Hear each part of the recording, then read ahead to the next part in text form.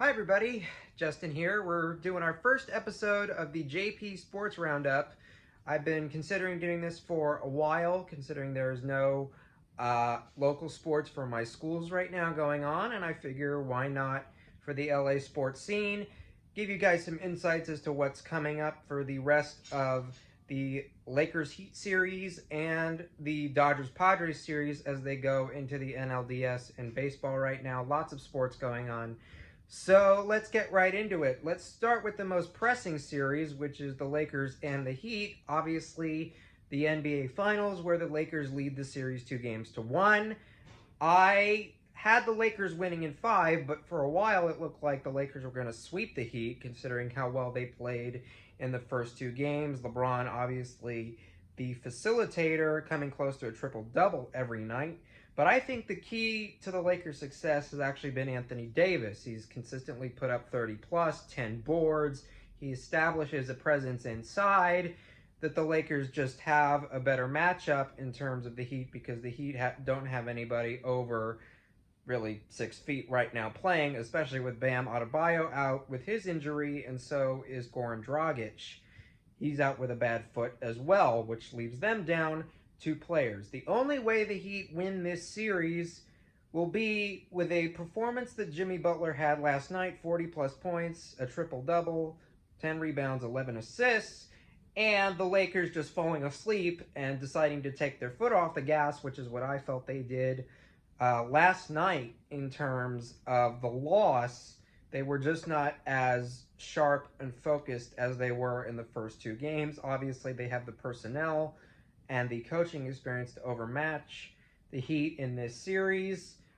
Very odd having it in a bubble, no fans, but the quality of play is certainly on the Lakers side as well. Not very many highly contested games for the first 3 of this series. Again, Lakers in 5. It's on ABC at, I believe, 6 o'clock. So you can tune into that tonight. As we move to the Dodgers series, that's going to be a lot more tricky because of the personnel on the Padres side.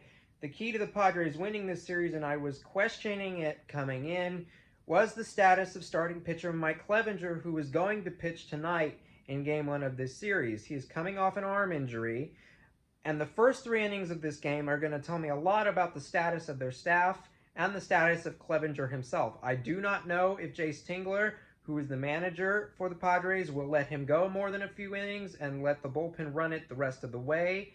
We've seen that a lot, first employed by the Rays in the American League, and then the entire baseball landscape took that into account and has been running with it ever since. We've seen it in these playoffs as well. But Clevinger is their new ace. They traded for him from the Indians after having a surprisingly good start into this season, getting the 2nd seed in the West, 4th seed in the playoffs in terms of how it all worked out.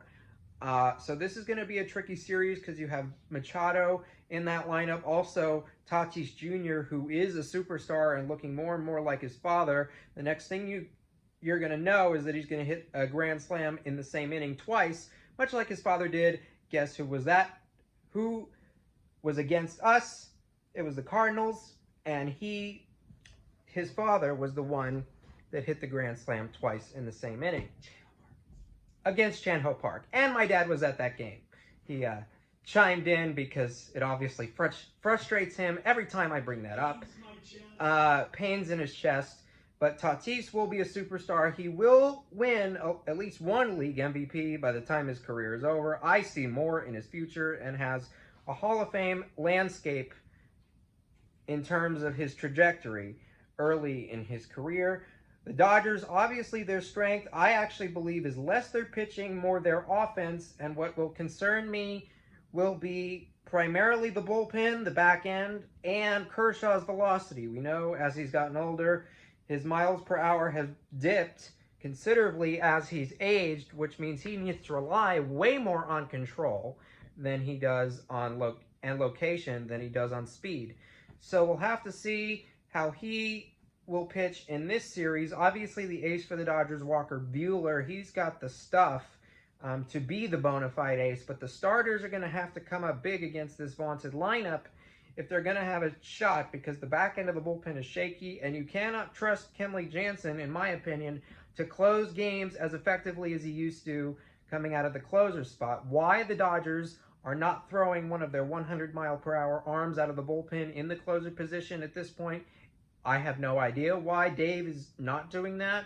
I also believe that sometimes he manages with the analytical side of his brain instead of his feel and maybe his heart, which could be why the Dodgers have lost in the last couple of postseasons, with the exception of the Houston Astros cheating scandal, which we can get into in another episode of this new series I am starting.